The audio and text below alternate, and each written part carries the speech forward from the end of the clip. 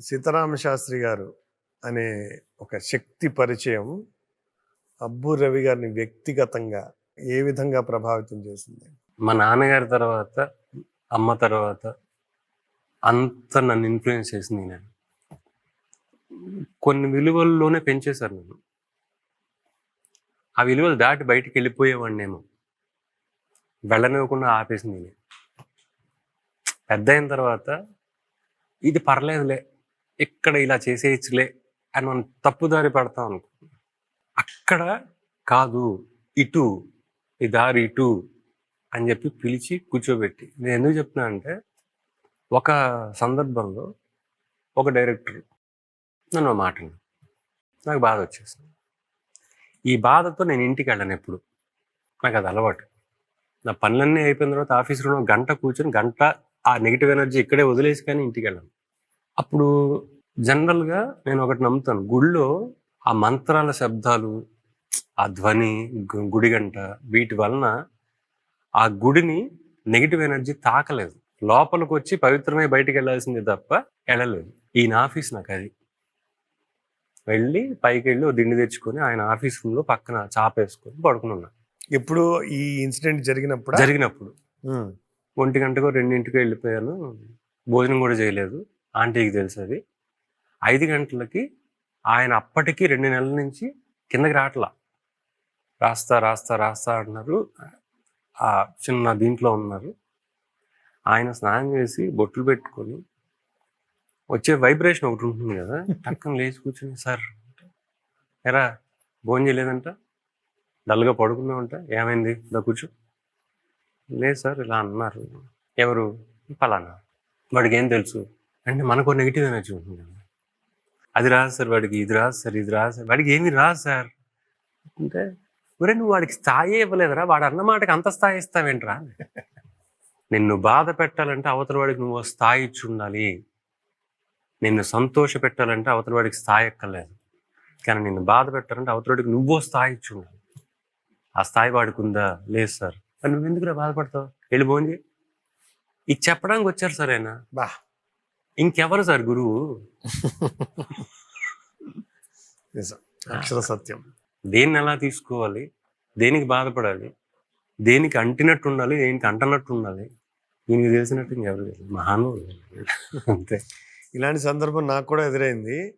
2014లో మన రామ్ చరణ్ గారి ఆధ్వర్యంలో సిరివెన్నెల అంతరంగం అని బాబాయ్ నేను ఒక టూర్ చేసాం అమెరికా. ఒక 10 సిటీల్లో. ప్రతి కాన్సర్ట్లోనూ ఆయన మాట్లాడడం, నేను ఆ పాట పాడడం. ఒక సందర్భంలో ఒక ఊర్లో ఏదో బాధపడుతూ ఉన్నాను. చూడండి బాబాయ్ అంటే, ఇదే ఇంచుమించుగా ఆ రోజు రాత్రి 1 గంటకి, నాకు ఇప్పటికీ గుర్తు, రాత్రి 1 గంటకి ఏదో ఆయనతో వాకింగ్ చేస్తూ, దేనికి మనకి బాధపడాలో దేనికి బాధపడకూడదో మనకు తెలియాలి. ప్రతి అనవసరమైన విషయానికి నువ్వు ఇంపార్టెన్స్ ఇస్తే నీ జీవితంలో ఆ క్షణం పోయినట్టే.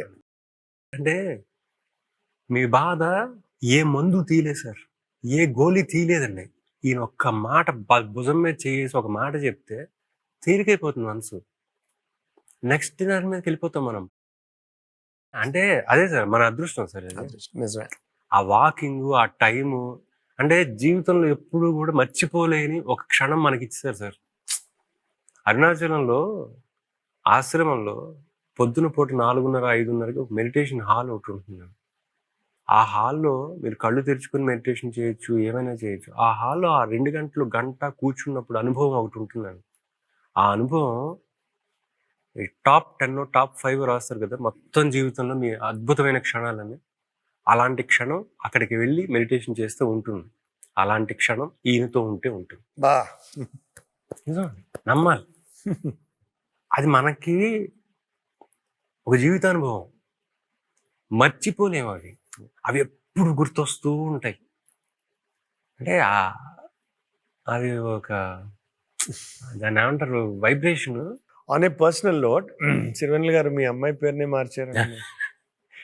నేను పేరు పెట్టినప్పుడు రకరకాల పేర్లు.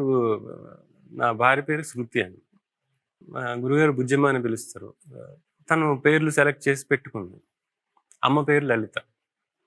సో లలిత విభావరి, విభు అని పిలుచుకుందాం అని అనుకొని లలిత విభావరి అయిపోయింది, నామకరణం అంతా అయిపోయింది.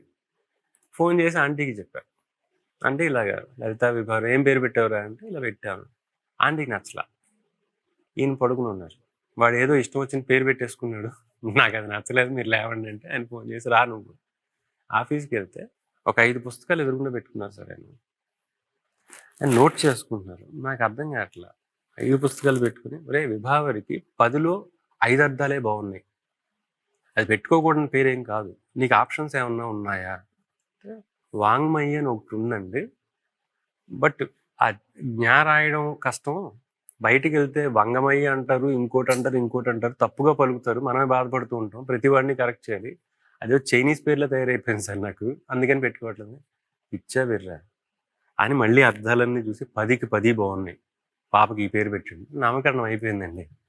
అయిపోతే ఏంట్రా అంటే లేదు సార్ అమ్మకి వాళ్ళకి ఎలా చెప్పాలి, ఫోన్ చేసి చెప్పారండి, చెప్పి నామకరణం అయిపోయినా పర్లేదు దాని పేరు మార్చండి, లలితా వాంగ్మయం పెట్టండి అని వచ్చి దానికి అక్షరాభ్యాసం కూడా గురుగారు వచ్చేసారు. దాని అదృష్టం, పాప ఎంత అదృష్టం. నామకరణం జరిగిన తర్వాత తతంగం ఇదంతా. తర్వాత వచ్చి అక్షరాభ్యాసం చేశారు. తర్వాత బాబు పుట్టగానే హాస్పిటల్కి వచ్చారు, వీడికి వాచస్పతి అని పేరు పెట్టాను, నేను పెట్టను. వాచస్పతేరా వీడు అంటారు ఆయన, నేను పెట్టను సరే. ఫైనల్గా ఏం పెట్టామంటే కృష్ణవచనం. ఇప్పటికీ ఆయన వాచస్పతి పెట్టలేదు నువ్వు అంటారు. కాదు సార్, భార్య పేరు శృతి, దీని పేరు వాంగ్మయం వచనం, శృతి వాంగ్మయం వచనం 3 నా దగ్గర ఉండాలని దాంతో కృష్ణవచనం పెట్టాను సార్ నేను. అయినా నువ్వు వాచస్పతి పెట్టలేదు. మళ్ళీ చిన్నపిల్లాడు దీవెన అంతే. చివరిగా 2 ప్రశ్నలు మీకు.